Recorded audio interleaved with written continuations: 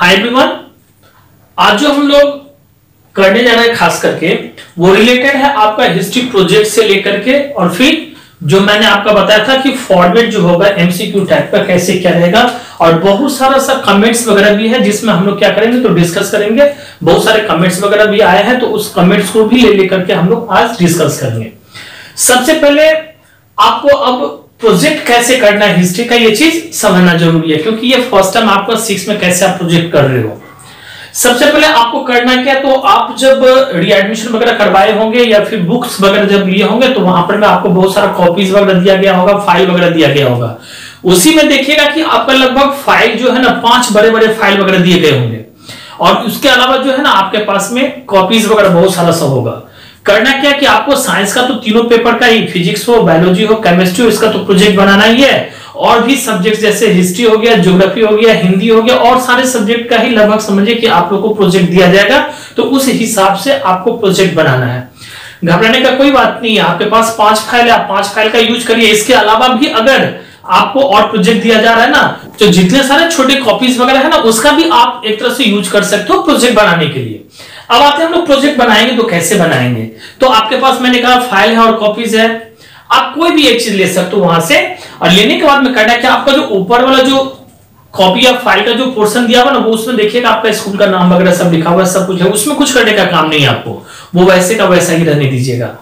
अगर आपको खास करके अपने प्रोजेक्ट को और सजाना वगैरह भी है तो जितना सारा इंटरनल पार्ट होगा जिसमें हम लोग प्रोजेक्ट वगैरह लिखेंगे उसको आप सजा सकते हो, उसको आप अच्छे तरीके से जो करने का इच्छा होगा कलर वगैरह करने का तो वो सभी कर सकते हो। इसके लिए कलर में आपका पिंक और जो रेड कलर है, ये दो चीज आप एकदम से यूज मत करना। कौन कौन सा मैंने कहा, एक पिंक कलर और एक रेड कलर, ये 2 कलर जो है आप यूज मत करना। बाकी सारे कलर का यूज आप कर सकते हो, ग्लिटर का यूज कर सकते हो, कोई स्केच का भी यूज कर सकते हो, कोई दिक्कत नहीं है। अब हम लोग आते हैं, सबसे पहले जो आपका फर्स्ट पेज जब आप उल्टाओगे ना तो कॉपी में चाहे फाइल में, तो वहां पर आप अपना नेम, क्लास नेम और सेक्शन ये लिखना मत भूलिएगा, क्योंकि जो भी टीचर आपका प्रोजेक्ट चेक करेगा ना तो उसके पास में ये रिकॉर्ड होना चाहिए कि हाँ इस नाम का बच्चा, इस क्लास का बच्चा, इस सेक्शन का बच्चा जो है वो प्रोजेक्ट जमा किया है। ये चीज जरूर याद रखिएगा। ये प्रोजेक्ट आपका 20 नंबर का है, याद रखिएगा इस चीज को भी ध्यान से। और सारे सब्जेक्ट के बारे में अलग अलग जो भी नंबरिंग रहेगी वो सारे के सारे टीचर्स आपको ऐसे ही करके डिस्कस करते चले जाएंगे। तो पहले पेज में आपने क्या किया, नेम, क्लास और सेक्शन नेम लिख लिया, ठीक है। अब हम लोग आते हैं इसके बाद वाला जो पेज आएगा उस पेज में हम लोग आते हैं कि इसमें इंडेक्स में। अब देखिए इंडेक्स का मतलब होता है कंटेंट्स। कंटेंट्स का मतलब क्या है, जिस पेज में आप अपना सारा का सारा जो आपको प्रोजेक्ट वर्क दिया जाएगा, ये प्रोजेक्ट वर्क आप करोगे वो सारा का सारा उस पेज में लिखोगे। जैसे आपने पेज 1 में नेम वगैरह सब लिखा वो लिखना है, फिर आपका पेज 2 जैसे ही आएगा तो जो इंडेक्स देगा वो लिखना है, फिर पेज 3 में आपने इंट्रोडक्शन लिखा तो वो लिखना है पेज 3 में, फिर पेज 4 में हम आ रहे हैं कैसे कैसे करके क्या क्या चीज करेंगे एक एक करके, इस चीज को हम लोग डिस्कस करते हैं। तो इंडेक्स का मतलब हो गया आपका कंटेंट, इसमें सारे के सारे नंबरिंग करके सीरियल वाइज आपको कौन से पेज में आपने क्या क्या लिखा इस तरह से आपको कंप्लीट करना है। चलिए ये इंडेक्स जैसे ही कंप्लीट हो जाए इसके बाद में आता है आपका इंट्रोडक्शन। क्या आएगा इसमें, इंट्रोडक्शन।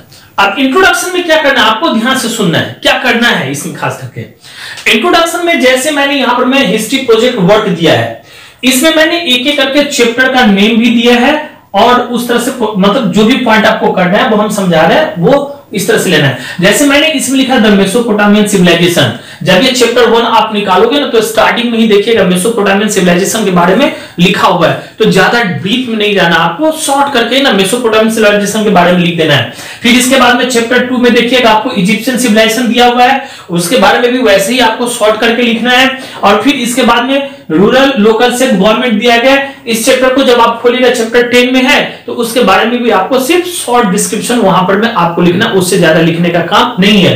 तो इंट्रोडक्शन में आपका हो गया। इंट्रोडक्शन लिखने के बाद में अब हम लोग आ जाएंगे नेक्स्ट पेज में। अब जैसे मैंने कहा मेसोपोटामियन सिविलाइजेशन, तो मेसोपोटामियन सिविलाइजेशन क्या करिएगा उस पेज में आप ऊपर में बड़ा करके द मेसोपोटामियन सिविलाइजेशन लिख लीजिएगा। लिखने के बाद में उसका सोर्सेस आपको सबसे पहले पॉइंट में लिखना है। देखिएगा आपके बुक में सारा चीज दिया हुआ है, आपको ये प्रोजेक्ट करने के लिए किसी भी नेट में या किसी भी और अलग जगह जाने का काम ही नहीं पड़ेगा। सारा का सारा पॉइंट जो है ना वो आपके बुक्स में मिल जाएगा, समझ गए। तो सबसे पहले आपको क्या करना है, मेसोपोटामियन सिविलाइजेशन लिख लेना है, फिर उसी के नीचे में आपको सोर्सेस उसी चैप्टर में दिया हुआ है, फिर इसके बाद में ओरिजिन, कहां से ओरिजिन मैंने डिस्कस भी किया था वीडियो में आप लोग का, फिर ये ओरिजिन करना है, और फिर आप देखिएगा एक दो पेज के बाद में आपका मेजर अचीवमेंट्स वगैरह सब दिया हुआ है। तो ये सारे के सारे चीज के बारे में आपको लिखना है, ज्यादा भास्ट नहीं करना है, पहले हमने कह दिया, ज्यादा बड़ा बड़ा करके लिखने का काम नहीं है। अगर मान लिया सोर्सेस में 3 लाइन होता है तो काफी है, 4 लाइन होता है तो काफी, उससे ज्यादा जाने का काम नहीं है। मेजर अचीवमेंट हो चाहे ओरिजिन, जो कुछ में आपको ज्यादा से ज्यादा लिखने का काम नहीं है, आपके पास में टाइम भी बहुत कम रहेगा। अब हम लोग आते हैं चैप्टर 2 में। जैसे ये पेज आपका खत्म हो जाए, यहां से मेजर अचीवमेंट खत्म हो जाए, तो इसके बाद में आप नेक्स्ट पेज में चैप्टर 2 में आ जाइएगा। आने के बाद में द इजिप्शियन सिविलाइजेशन लिखिएगा, और लिखने के बाद में उसमें भी आपको सोर्सेस लिखनी है, इसके बाद में आपको ओरिजिन लिखना है, फिर इसमें मेजर अचीवमेंट्स लिखना है। तो ये सारा का सारा चीज आपको याद रखना है। क्या चीज, इसमें भी सोर्सेस लिखना है, इसमें भी ओरिजिन लिखना है, और इसमें भी मेजर अचीवमेंट लिखना है। और इसके बाद में हमने लास्ट चैप्टर 10 कर दिया हुआ, जिसमें रूरल लोकल सेल्फ गवर्नमेंट के बारे में दिया हुआ है। अब इसमें भी आप जब आइएगा ना, तो उसी तरह से ना आपको क्या करना होगा, चैप्टर 10 लिख करके वैसे ही बढ़ा करके ऊपर में रूरल लोकल सेल्फ गवर्नमेंट लिखिएगा। फिर देखिएगा उसी चैप्टर में आपका फंक्शन ऑफ ग्राम पंचायत लिखा हुआ है, और इसके बाद में न्याय पंचायत एंड इट्स फंक्शन, ये दोनों के दोनों पॉइंट आपको बुक में ही मिल जाएंगे, इसके लिए कहीं भी जाने का काम नहीं है। यहां तक आपका पूरा का पूरा प्रोजेक्ट क्या हो गया, कंप्लीट हो गया।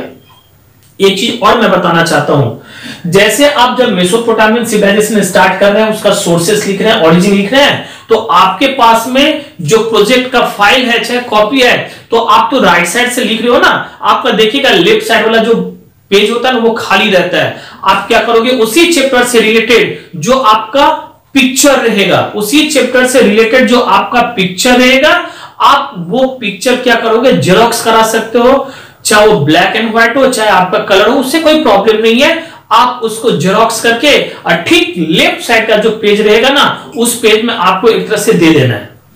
इसी तरह से आपको ना 1 बाय 1 करके जैसे जैसे आप चैप्टर में जाओगे, जिस भी चैप्टर का आप प्रोजेक्ट कर रहे हो, उसमें देखिएगा कोई ना कोई पिक्चर जरूर दिया हुआ है, उसी पिक्चर को आपको जेरॉक्स करना है। इसके लिए नेट में जाने का काम नहीं, कुछ नहीं, एकदम सिंपल, उसी का जेरॉक्स कराइए, चाहे वो ब्लैक एंड व्हाइट हो चाहे कलर हो, जो आपका सुविधा होगा उस हिसाब से करवाइएगा।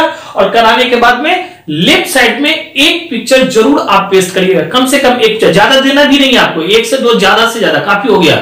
लेकिन आपके पास में क्या है ना कि 2-3 पेजेस वगैरह ये सब लिखने में लग जाएगा, 2 पेज तो लगेगा ही लगेगा, कम से कम 2-3, तो एक एक करके पेज में ना आप एक एक करके फोटो जो है ना उसमें जेरॉक्स वाला वो आप उसमें जरूर लगा दीजिएगा। इस तरह से आपको यहां तक पूरा का पूरा लोकल सेल्फ गवर्नमेंट का जो भी है, न्याय पंचायत और इस फंक्शन तक पूरा का पूरा वो लिख लेना है। लिखने के बाद जहां ये चीज आपका कंप्लीट हो जाएगा, कंप्लीट होने के बाद में जो नेक्स्ट पेज होगा उसमें आप आ जाइएगा, कहां पर मालूम है, कंक्लूजन में। कहां पे आइएगा, कंक्लूजन में। अब देखिए कंक्लूजन में आपको लिखना क्या है, इसमें थोड़ा सा अपने से ही अब आपको बना के लिखना है कि आपको जो प्रोजेक्ट दिया गया था वो प्रोजेक्ट आपको कैसा लगा बनाने में, आपको किस किस ने इसमें जो था सो हेल्प वगैरह किया, ये सब सारा का सारा पॉइंट आपको इसमें लिखना है। कंक्लूजन के अंदर में इतना सा ही आपको डालना है, इससे ज्यादा डालने का आपको काम नहीं भी है। इसके बाद में जैसे ही कंक्लूजन उस पेज में आपका कंप्लीट हो जाएगा, उसके बाद वाले पेज में चले जाओगे, वहां पर मैं लिखोगे बिब्लियोग्राफी।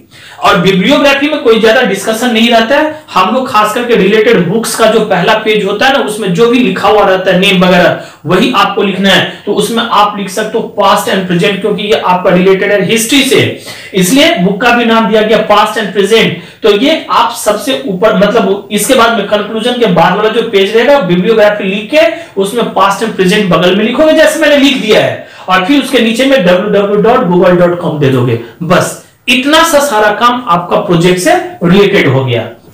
अब जो अगला पॉइंट हम लोग डिस्कस कर रहे हैं, यहां तक तो हम लोग का प्रोजेक्ट का था, लेकिन अब जो अगला पॉइंट डिस्कस कर रहे हैं हम लोग, वो एक तरह से format of MCQ, type question and about the online examination. अब ये ऑनलाइन एग्जाम के बारे में भी समझना है, और एमसीक्यू टाइप का क्वेश्चन में आपका कैसे क्या आएगा ये सब भी समझना है। और उसके बाद में अब जो पॉइंट एक एक करके समझाते जा रहे हैं ना, उसको ध्यान से सबसे पहले समझना है। देखिए ऑनलाइन एग्जाम देने के लिए सबसे पहले एक चीज याद रखना है कि आपका री एडमिशन होना बहुत जरूरी है वहां पे, क्योंकि जब तक आपका री एडमिशन नहीं हुआ रहेगा तब तक आप एग्जाम वगैरह नहीं दे सकते हो, क्योंकि तो आपका नाम स्कूल के पास है ही नहीं। आपका अगर यूजर नेम पासवर्ड वगैरह सब कुछ बन भी गया है और आप ऑनलाइन क्लासेस वगैरह कर भी रहे हो, लेकिन अगर आपका रीएडमिशन वगैरह नहीं हुआ है तो हो सकता है मे बी स्कूल आपको एग्जाम से रोक सकता है, क्योंकि तो आपका कोई वहां पर में मतलब प्रूफ नहीं है कि आप इस क्लास में पढ़ रहे हो या जो कुछ भी है। तो इसके लिए सबसे पहला पॉइंट आपका है ये related to with the readmission, मतलब क्या आपको रीएडमिशन होना जरूरी है और जो फी वगैरह है स्कूल का वो यहां तक क्लियर करके रख लेना आपको सितंबर तक का। तो ये सबसे पहला पॉइंट हम लोग के पास में आ गया। सेकेंड, फर्स्ट में हम लोगों ने क्या किया, एक तरह से देखा क्या कि आपका रीएडमिशन ये बहुत जरूरी है, एक तरह से ये चीज आपको याद भी रखना है, ठीक है। ये रीएडमिशन होना आपका जरूरी है, जब तक आपका रीएडमिशन नहीं होगा तब तक फिर आप नहीं कुछ कर सकते हो। ये आपका फर्स्ट टर्म एग्जाम है, इतना ध्यान रखना है, यूनिट टेस्ट ये नहीं है, ठीक है। और हर सब्जेक्ट का कितना मार्क्स होगा, प्रोजेक्ट का क्या मार्क्स होगा, सभी टीचर अपने अपने हो सकते हैं कि वो लोग डिस्कस कर देंगे, आप लोगों को पता चल जाएगा। अब आती है बात सेकेंड कि आपके पास में ना रूटीन जरूर मिल गया होगा, अगर नहीं मिला होगा तो एनीवे आप जैसे भी होगा आप अपना रूटीन जो होता है ना एग्जाम का, कब कब क्या क्या है नहीं है, ये चीज जरूर आप लोग ले लीजिएगा जहां से भी होगा। इसके बाद में फिर आगे की बातें होगी। अब आता है बात क्या कि इसमें फर्स्ट टाइम जो हम लोग का ये जो हो रहा है एक तरह से एमसीक्यू टाइप का होगा। तो एमसीक्यू टाइप का मतलब क्या होता है, ये चीज मैंने पहले वाले वीडियो में भी बताया था आपका कि वहां पर मल्टीपल चॉइस क्वेश्चन जिसको हम लोग कहते हैं, मतलब क्या होगा कि एक तो आपका क्वेश्चन रहेगा और उससे रिलेटेड जो है ना आपका पॉइंट रहेगा, चाहे वो 3 पॉइंट रहे चाहे वो 4 पॉइंट रहे, इस तरह से आपको पॉइंट दिया जाएगा। अब ये भी डिपेंड करता है आपका कि उसमें आपका वो जो वन वर्ड का जो होगा वो कैसे होगा, वन वर्ड को कैसे टीचर जो वो अपना चेंज करके उसको क्वेश्चन बनाएंगे, आपको ऑप्शंस दे सकते हैं, समझ गए। इसी ऑप्शंस में आपको क्या करना है, एक तरह से खोज के जो सही आंसर होगा वो लिखना है। अगर हम लोग ना एग्जांपल ले, अब जिसमें मैंने कहा कि वन वर्ड होगा, फिलअप होगा, सर्कल भी हो सकता है, ट्रू फॉल्स वगैरह भी आ सकता है, ये सभी के सभी चीज ही इसमें इंक्लूड रहेंगे, इसलिए एक्सरसाइज करना मत भूलिएगा और पूरे चैप्टर को बढ़िया से पढ़ना मत भूलिएगा, ये चीज याद रखिएगा। अब है जैसे हम एग्जांपल में लेते हैं कि सर अगर मान लिया आप लोगों के मन में ये बात होगी कि मतलब फिलअप से कैसे क्वेश्चन बन सकता है नहीं है, तो मैं यहां पर मैं एक फिलअप लिख रहा हूं, उसके बाद में उसी के बारे में भी समझा रहा हूं कि आखिर ये क्या है नहीं है, ठीक है। अब जैसे मैंने एक फिलअप लिखा, द हिस्ट्री ऑफ एंशिएंट, ध्यान से देखना है, the history of ancient, the history of ancient Egypt is divided, Egypt is divided dash, इसके बाद में हो गया आपका dash, divided into dash, into dash period. मैंने एक यहां पर में ना फिलअप लिखा, देखिए ये फिलअप से कैसे क्या एक तरह से हम लोग बना सकते हैं।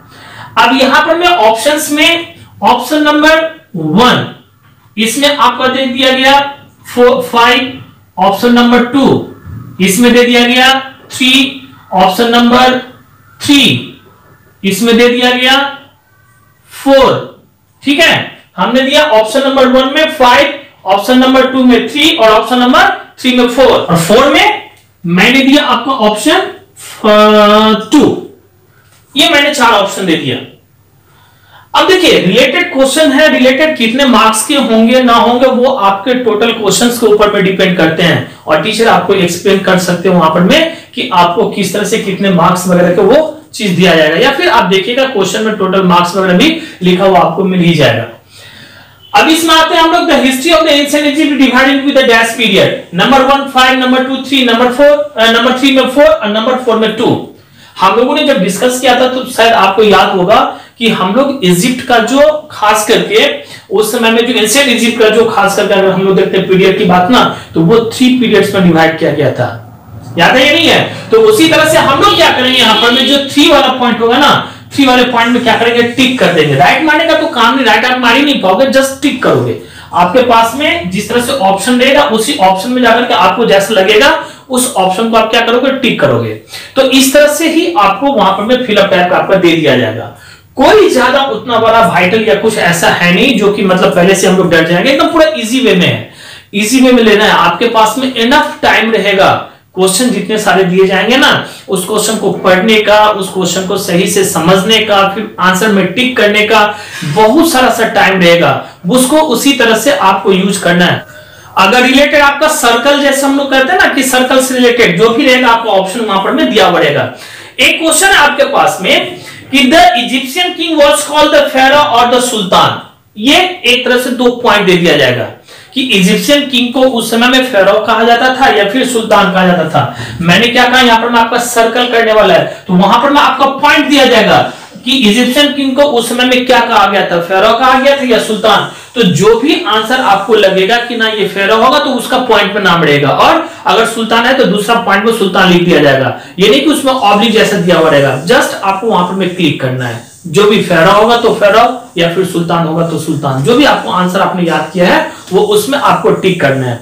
ऐसे ही आपका क्या रहेगा ना, सारा का सारा इसी तरह से रिलेटेड क्वेश्चन रहेंगे, शॉर्ट क्वेश्चन वगैरह रहेंगे एक एक करके। उसका मतलब हो सकता है कि जैसे हम लोग शॉर्ट क्वेश्चन लिखते हैं, अब शॉर्ट क्वेश्चन मैंने इससे पहले वाले वीडियो में भी आपको समझाया था कि आखिर शॉर्ट क्वेश्चन का आंसर किस तरह से होगा। तो क्वेश्चन आपका यहां से भी बन सकता है या चाहे जो भी है, शॉर्ट क्वेश्चन में भी आपका ऑप्शंस रहेगा, बस ऑप्शन को आपको टिक करना है, इससे ज्यादा और कुछ करने का काम नहीं है। चलिए, ये तो हो गया आपका रिलेटेड एग्जाम से कि कैसे क्या होगा नहीं होगा। अब हम लोग आते हैं, कुछ कमेंट्स वगैरह भी आया हुआ है हमारे मोबाइल्स में, मैसेज वगैरह में, कि देखें कि उसमें क्या क्या, बहुत सारे बच्चे का बहुत सारा सा अलग अलग तरीके का जो है ना वो कमेंट्स वगैरह आया हुआ है, और उसी कमेंट्स को लेकर के भी हम लोग अभी जो है ना वो थोड़ा सा डिस्कस करते हैं। हम लोग फर्स्ट कमेंट लेते हैं। एक बच्चे चाहे बोलिए चाहे गार्जियन जो भी, उन्होंने लिखा है कि 21 सितंबर से जो हम लोग का एग्जाम होने वाला है, क्या वो ऑनलाइन एग्जाम होगा या फिर ऑफलाइन एग्जाम होगा। सही बात है, अब ध्यान से समझना है इसको। देखिए, हम लोग का जितने सारे वीडियोस वगैरह जा रहे हैं आपको, वो आपका समझे तो एक तरह से ऑफलाइन का ही है, क्योंकि उसमें क्या है कि आप कभी भी आप उसको खोल के देख सकते हो। ऑनलाइन क्या क्या होता है कि एट अ मोमेंट आपको वहां पर में प्रेजेंट रहना होता है। तो श्योर ये एक तरह से आपका ऑनलाइन एग्जाम हो रहा है। क्यों हो रहा है ऑनलाइन एग्जाम, हम बता रहे हैं कि देखिए आपका एग्जाम का ना एक टाइम दिया गया है। अब टाइम शायद आपके पास जो नोटिफिकेशन गई है ना, उसमें शायद 10:45 वगैरह का टाइम दिया गया है। जो भी है, हो सकता है मे बी ये टाइम वगैरह आपका इसी तरह से रहे या फिर जो भी है चेंज हो जाए। तो ये चीज समझने का बात है, जो अगर चेंज भी होती है तो आपके पास नोटिस जाता है, नहीं तो ये आपके पास में टाइम है। कहने का मतलब क्या कि जैसे 10:45 टाइम दे दिया ना, तो आपको क्या करना है, अपने मोबाइल को लॉगिन करके 10:45 में आकर के आपको ठीक बैठ जाना है मोबाइल के पास में, और 15 मिनट के अंदर में आपके पास में टाइम रहेगा। क्या होगा कि फिर 11 से जो है ना वो एग्जाम, जैसे आप लॉगिन करते हो ना, तो स्कूल से जैसे वहां से सारे के सारे फॉर्मेट वगैरह दिया जाएगा आपका क्वेश्चंस का, वो आपके मोबाइल पे आ जाएगा, और वहां से 11 बजे से आपकी एग्जाम क्या होगी, स्टार्ट हो जाएगी। और 1 घंटे का चाहे कोई पेपर आपका 30 मिनट का, जैसे जैसे जो पेपर रहेगा टाइमिंग भी आपका लिखा हुआ रहेगा उसमें, वो आपको क्या होगा, टाइम आपको पता चल जाएगा कि कितने घंटे का या कितने मिनट का ये पेपर मेरा हो रहा है। तो फिर 11 बजे से यानी कि 15 मिनट पहले ही आपको मोबाइल लेकर के बैठ जाना है, वहां से आपको हटना नहीं है। और जैसे ही क्वेश्चन का फॉर्मेट आएगा, आप वहां से एक एक करके क्वेश्चन पढ़ते चले जाओगे, टिक करते चले जाओगे। 1 घंटे का होगा तो 1 घंटा एग्जाम देना है, 30 मिनट का होगा तो 30 मिनट का एग्जाम देना है। इस तरह से आपका जो है ना एक एक करके प्रोसेस चला जाएगा। तो इसको हम लोग ऑफलाइन नहीं बल्कि ऑनलाइन के नाम से ही जान सकते हैं और कह सकते हैं। अब हम लोग आते हैं सेकंड में। सेकंड में दिया हुआ है कि फर्स्ट टर्म होगा या फिर ये यूनिट टेस्ट होगा। तो मैंने कितने सारे वीडियोस वगैरह बनाया है, तो उसमें भी मैंने ये चीज कहा है कि देखिए ये आपका फर्स्ट टर्म है, यूनिट टेस्ट नहीं है। अगली बार अगर यूनिट टेस्ट होती है तो आपको पहले ही इंफॉर्मेशन दे दिया जाएगा, ये आपका फर्स्ट टर्म का ही एग्जाम होगा। ये सेकंड कमेंट था हमारे पास में। अब थर्ड कमेंट्स क्या आता है, ध्यान से सुनना है कि अगर गलती से कोई ऑप्शन टिक हो गया, ध्यान से सुनना है, अगर गलती से कोई ऑप्शन अगर टिक हो गया तो क्या फिर मैं ठीक कर सकता हूं या नहीं। ये चीज भी बहुत मतलब बड़ी बात है। ये सब सारे के सारे कमेंट्स वगैरह जब आते हैं ना, तो सुन के ना एक तरह से मन में ये भी लगता है कि नहीं, हमारे बच्चे जो है ना बहुत मतलब ऑनलाइन को लेकर के बहुत और अच्छा सा सोचने लगे, अच्छा सा करने लगे हैं। सही बात है। देखिए आपके पास होता है क्या कि समय है बहुत, मतलब जो भी रहता है, और क्वेश्चन भी बहुत ज्यादा रहता है, तो उसी हिसाब से आप देखते जा रहे हो, टिक करते जा रहे हो। हाँ, बाय चांस अगर आपका बाय मिस्टेक कोई गलती हो गया, उसमें किसी का जो ऑप्शन होना चाहिए आपने क्या किया, गलत ऑप्शन डाल दिया, और फिर आप आगे बढ़ गए, या फिर आपने नंबर 1, नंबर 2, नंबर 3, नंबर 4 ये क्वेश्चन का आंसर टिक किया, 5, 6, 7 आपको नहीं आता है, आप आगे बढ़ गए, 8, 9, 10 वगैरह सब में चले गए, आपका 5, 6, 7 क्या हुआ, छूट गया। तो अगर गलती ऐसा कुछ होता है, या तो आपका छूट जाता है या फिर आप गलती ऑप्शन उसमें डालते हैं, तो आप क्या कर सकते हो, वहां से रिटर्न बैक कर सकते हो। जैसे ही आपका कंप्लीट हो जाता है, आप वहां से रिटर्न बैक कर सकते हो, उस क्वेश्चन में आ सकते हो, जो ऑप्शन आपने गलत किया होगा आपको लगा, तो आप फिर उसको ठीक कर सकते हो। फिर जो क्वेश्चन आपने छोड़ दिया, छोड़ने के बाद में आप आगे बढ़ गए, फिर आप उस क्वेश्चन में भी जा सकते हो, कोई दिक्कत नहीं। इसमें आपको वो सारा का सारा जो प्रेफरेंस दिया है ना, वो दिया गया है। बच्चे एक तरह से ये अगर आगे वगैरह कर सकते हैं, ऐसी कोई दिक्कत नहीं होगी। एक कमेंट्स और आया है मेरे पास में, जिसमें दिया गया कि सर ये जो खास करके फर्स्ट टर्म का जो क्वेश्चन आंसर होता है ना, वो कहां लिखना है। मैंने बहुत सारा वीडियो वगैरह भी बनाया, उसमें भी मैंने कहा है कि ऑनलाइन वगैरह में लिखने का उतना सारा जो है ना प्रोसेस नहीं रहता है, बस टिक मार्कर रहता है, एमसीक्यू टाइप का आपका क्वेश्चन रहेगा, आपके पास में सिर्फ टिक करने का एक ऑप्शन रहता है, आप सिर्फ उसको ऑप्शन में टिक कर सकते हो। लिखने का कहीं नहीं है इसमें, आपको लिखने का कोई काम नहीं है, बस आपको जस्ट टिक करना है और कुछ करने का काम नहीं है। यहां तक कमेंट्स है और बहुत सारे कमेंट्स वगैरह आ रहे हैं, तो जैसे जैसे और मौका लगेगा, अगर कोई और ऐसी प्रॉब्लम वगैरह आते हैं आप लोगों को भी, तो आप लोग जरूर कमेंट्स में दिखाइएगा, कमेंट्स में लिखिएगा, और उसका जहां तक हो सकेगा हम कोशिश करेंगे कि उसका जो सही आंसर होगा हम आपको प्रोवाइड कर सकते हैं। अब हम लोग आते हैं नेक्स्ट जो कमेंट्स है मेरे पास में, इसमें दिया गया कि फॉर मतलब प्रैक्टिकल फाइल के लिए दिया गया, उसमें लिखा गया कि रूटीन के जो नीचे में लिखा हुआ है लास्ट में, उसका मतलब क्या है। अब आप जब रूटीन देखिएगा ना, तो उसमें आपका प्रोजेक्ट फाइल के बारे में लिखा गया है, ध्यान से देखिएगा। उसमें आपका दो तरह का डेट दिया गया, एक सबमिशन डेट है और एक आपका रिटर्निंग डेट है। सबमिशन डेट का मतलब क्या होता है हम आपको समझाते हैं, और फिर रिटर्न डेट का मतलब क्या होता है आपको वो भी हम समझाएंगे। एक एक करके पॉइंट हम लोग आते हैं। सबसे पहले यह है आपका सबमिशन का अर्थ क्या होता है हम बता रहे हैं, ध्यान से सुनना है। सबमिशन डेट आपके पास में 6 के लिए अलग, 7 के लिए अलग और 8 वालों के लिए भी अलग से दिया गया है।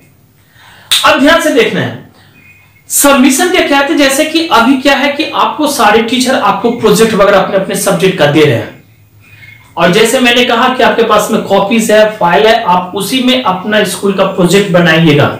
अगर आपका फाइल खत्म हो जा रहा है, बहुत सारे सब्जेक्ट वगैरह भी है, अगर फाइल आपका खत्म हो जा रहा है, कंप्लीट हो जा रहा है, बाकी सारे जितने कॉपीज वगैरह है आप उसमें जरूर प्रोजेक्ट अपना बनाइएगा, कोई प्रॉब्लम नहीं रहेगा आपका। ये हो गई बात। अब करना है कि जैसे जैसे टीचर आपको प्रोजेक्ट दे रहा है, वैसे ही आपको क्या करना है, वो प्रोजेक्ट आपको उस कॉपी में या उस फाइल में लिख के आपको पहले से ही कंप्लीट करके रख लेना है। जैसे क्लास 6 वालों के लिए मेरे हिसाब से शायद आपको का जो सबमिशन डेट दिया गया है वो 6 अक्टूबर का दिया गया है, 6 अक्टूबर का दिया गया है। आपको क्या करना है ना, इस डेट में आपको क्या करना है, 6 तारीख को, यानी कि अक्टूबर महीने के 6 तारीख को आपको फाइल जो आपको सबमिट कर देना है। स्कूल में जाकर के अपना फाइल आपको सबमिट कर देना है, चाहे गार्जियन ही जाएंगे, अभी तो जो पोजीशन है उस तरह से ना, अगर बच्चे भी जाना चाहते हैं तो जा सकते हैं, कोई दिक्कत नहीं होगा। लेकिन हाँ, कोशिश करिएगा कि गार्जियन ही आपका फाइल लेकर के जाए, और जहां से बुक्स कॉपीज वगैरह लिया गया था वहीं जाकर के वो फाइल जो है वो जमा करे। तो ये 6 तारीख को आपका क्या हो जाएगा, फाइल आपका जमा हो जाएगा। जमा होने के बाद में आपका फाइल क्या होगा, तो चेक किया जाएगा। अब टीचर के द्वारा जो है ना, हर सब्जेक्ट के टीचर क्या करेंगे, इस फाइल को चेक करेंगे, और चेक करने के बाद में क्या है, जैसे ही कंप्लीट हो जाएगा फिर टीचर वहीं पे अपना फाइल वगैरह जो है वो रख के, और आपको एक रिटर्निंग डेट भी दिया गया है, और सर रिटर्न फाइल का जो डेट दिया गया है वो आपको 6 मतलब क्लास 6 का ना 12/10 का दिया, यानी कि अक्टूबर महीने के 12 तारीख को ये आपको डेट दिया गया है। इस डेट को क्या करना है, आपको जाकर के आप वहां से फाइल ले सकते हो। आप 12 तारीख को जाइए, 13 तारीख को जाइए, कोई उतना भीड़ भड़का भी उतना बनाने का काम नहीं है, एकदम शांति से जाइएगा। जब भीड़ वगैरह कम रहेगा आप जाकर के अपना फाइल जो वहां से आप रिटर्न ले सकते हो। इसी तरह से आपका क्लास 7 का भी अगर हम लोग बात करें तो ये आपका 7 तारीख को सबमिशन का डेट दिया गया है, और क्लास 8 का 8 तारीख को सबमिशन का डेट दिया गया है। और इसी तरह से एक एक दिन के बाद में जो है ना वो आपका इसी तरह से, जैसे 12 को अगर रिटर्न हो रहा है 6 का, तो 13 को रिटर्न हो जाएगा 7 का, और 14 को रिटर्न हो जाएगा 8 का। ऐसे करके आपका रिटर्निंग फाइल का डेट वगैरह भी दिया गया है। और ये चीज कंप्लीट आपका यहां पर में लगभग हो गया। सारा का सारा जो भी कमेंट्स वगैरह अभी तक आए थे, और जो हमको लगा कि ना बच्चे को एक तरह से ये समझना जरूरी है, गार्जियन को भी ये चीज समझना जरूरी है, मैंने वो पॉइंट यहां तक डिस्कस कर दिया। और फिर अगर ऐसी कोई बातें होती है या कुछ ऐसे पॉइंट्स मेरे दिमाग में भी आता है रिलेटेड टू एग्जाम या फिर जो कुछ भी, तो वो भी हम आपको फिर जैसे जैसे वीडियोस वगैरह बनते जाएगा आपको उसमें दे दिया जाएगा। आप जरूर इस चीज को फॉलो करते रहिएगा। ओके, यहां तक सारा का सारा इंफॉर्मेशन जो भी था हमने दिया। ये फर्स्ट टर्म आपका जो है वो ऑनलाइन एग्जाम है। इसके लिए हम सभी के तरफ से, जितने भी हमारे टीचर्स वगैरह, हम सभी के तरफ से, हमारे प्रिंसिपल मैम के तरफ से, जितने भी डायरेक्टर सब हैं, सभी के तरफ से, पूरा होली क्लास फैमिली के तरफ से, होली क्लास स्कूल के फैमिली के तरफ से आप सभी को best of luck for the first term online exam. God bless all of you. मन से एग्जाम दीजिएगा, कोई घबराने का बात नहीं है। That's all.